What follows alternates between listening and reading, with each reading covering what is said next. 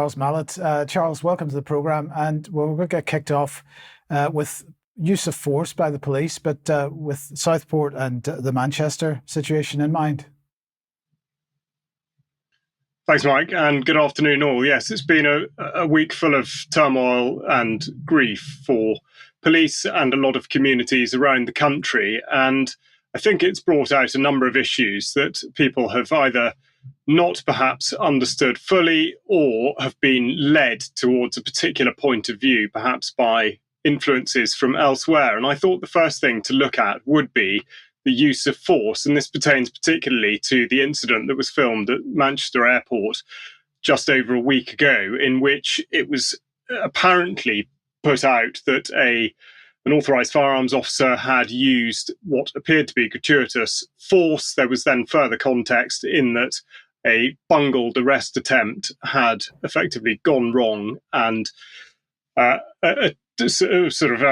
frenzy of violence had been dealt out by two suspects against police, culminating eventually in their arrest. But the point is that the definition here, or at least the application of force, specified by the College of Policing, states very clearly that it may only be used to the extent that it is necessary, proportionate, and reasonable in all the circumstances. And that being the case, I just want to examine very briefly the Manchester Airport situation, in particular the necessity, because, of course, we know now that the intent or the aim of police there was to detain the men that were there in front of them, therefore to effect an arrest by means of handcuffing. So we're just going to look at a very short video, and I'd like you to make up your own mind as to whether you think that this does fall within the category of being necessary, reasonable, and proportionate.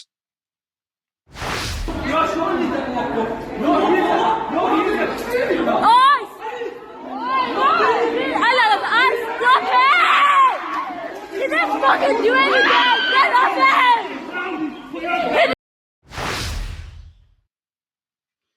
So, with apologies for some of the language used in that, it should have been fairly clear that, first of all, there wasn't any obvious or indeed, I don't believe, hidden threat to the police officer there, who used their parva spray, their pepper spray, in order to in order to do what exactly? I mean, I think this is the question. And then to go in and try to put the suspect, or if that indeed is who he was, into a headlock, rather than trying to grab him by the arm, in which would have, of course, been the most obvious way to go about handcuffing. So I think questions around the use of force, and also to qualify the particular kick that was the one that sort of went viral in terms of the video footage, and to consider that at that point, regardless of what happened before, there was not a threat that merited the use of force, particularly not use of force that was not going to help that police officer in effecting the arrest. And that is effectively what was seen. So I think people should be mindful of that. The next thing to consider is the presence of firearms officers in the first place. And we'll just have a quick look at some of the statistics of that come from the government, produced earlier this month, 11th of July. And this is across the whole of, including Scotland, nearly 7,000 authorised firearms officers in the UK, 91% of which are deployable, meaning that there are 9% of them who are unfit to serve at the time of reporting. Through the course of the year, there were over 18,000 firearms deployments, which might sound like a lot, but I'll go on to explain exactly what that means in a second. There were 2 intentional discharges. So that means that of those 7,000 firearms officers, only 2 live rounds were actually fired, 10 in the previous year. And you will have worked it out that that means there are fewer than 3 deployments per authorised firearms officer per year. Now, the point of drawing those statistics out is that it means that situations like the one that unfolded at Manchester Airport often look like there is a requirement for firearms, and that's not the case. A firearms deployment is one in which there is deemed the necessity for an armed response. And yet, because they are, in effect, enormously underemployed, because per officer, they're only actually demanded on average 3 times in an entire year, it means they get drawn into other incidents, which means that it immediately changes the dynamic because they're armed. So the point of highlighting this is just to make people sort of cognizant of the fact that it does alter the dynamics of the situation, and it does alter the optics in terms of how the public perceive the police, which is something that we're going to come back to in a minute. The next thing to look at, of course, bearing in mind what's happened, first of all, in Kent and in Southport, is knife crime statistics. And I have some of those from the most recent publication from the House of Commons, October last year. And the main thing to point out really is that these sorts of, these are the homicide statistics, but particularly that knife crime or indeed sharp objects account for the greatest proportion of homicides. So there are on average over 200 homicides by stabbing every year. And we can see that 38% of them are made up by sharp objects. The urban areas, which of course are the places we're all being pushed towards as there's a drive to move people out of the countryside, but there's a much greater concentration per capita of stabbing offences in urban areas. And the statistics on possession offences, so possession of a sharp or bladed object, has now increased to over 1 year for 20% of those offences. Now, the other thing that we should be mindful of is how people are initially perhaps receptive to the idea of implementing controls, but I want to make clear that this leads down a dangerous path. And I would cite the SVRO, the Serious Violence Reduction Orders, which were implemented, in effect last year, but from legislation that went out in 2022. And I wrote an article about this for the UK column last year, Search Without Suspicion, which I would recommend that you do have a look at, because it does contextualize the really unfounded basis upon which people have orders placed upon them, which means that they can be searched without suspicion. And of course, this opens the door for similar pieces of legislation or similar orders being imposed on people for all manner of reasons in order, apparently, to protect the public. So people have to be very careful what it is they actually wish for. Now, to come on to what's happened in Southport, which obviously has been completely and utterly tragic, distressing, and an awful lot of other things for the families involved, the people that had anything to do with it, and indeed the community. However, the question is, has the response to this been appropriate? Has it been respectful? Has it actually helped those who are going through the grieving process? And I would just like to take a look at somebody that Brian was mentioning in the news on Monday. This is a post on Telegram from Tommy Robinson News, in which he describes the violent disorder there as being justified anger. He says, after reports of a man wearing a balaclava in possession of a knife near a vigil in the town centre, locals are venting their anger and frustration at the police in the aftermath of 3 children being murdered by an unknown assailant. So these are the same people who were effectively cheering on the armed police officer for kicking dark-skinned person in the head last week, are now saying that police should actually be attacked by those that are apparently in a state of grief.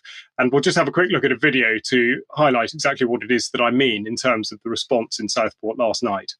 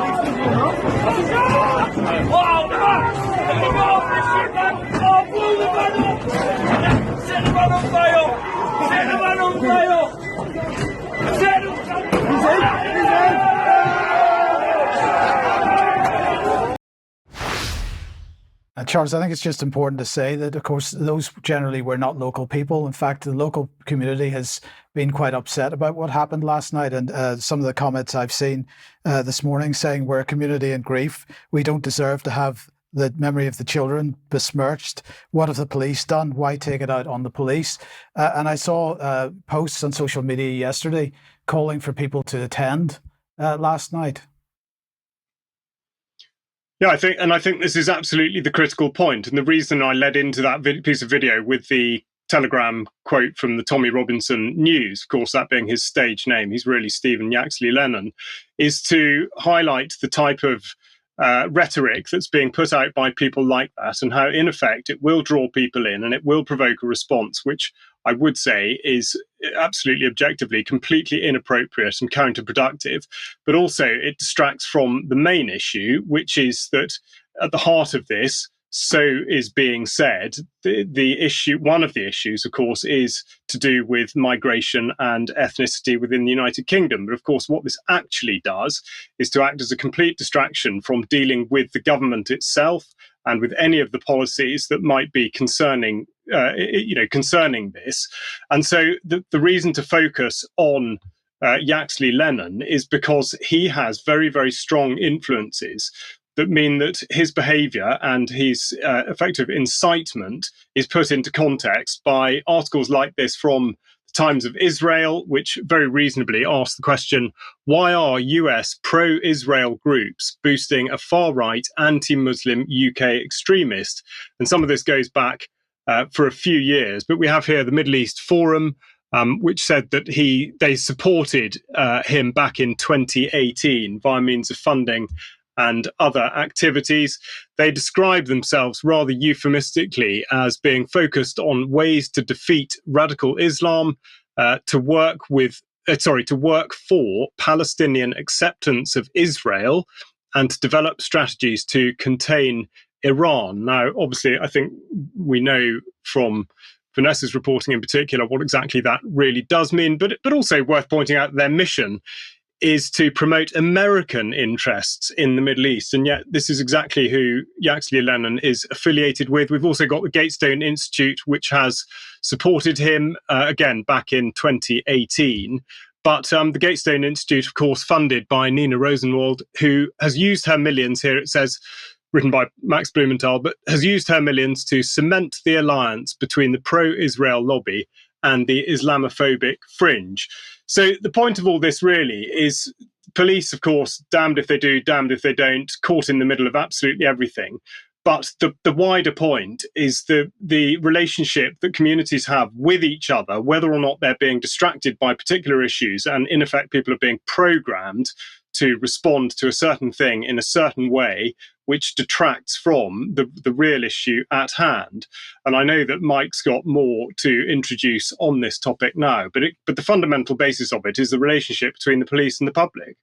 Well, I'm not going to do that now. We'll do that in extra, but so we'll move on for now. So thank you very much for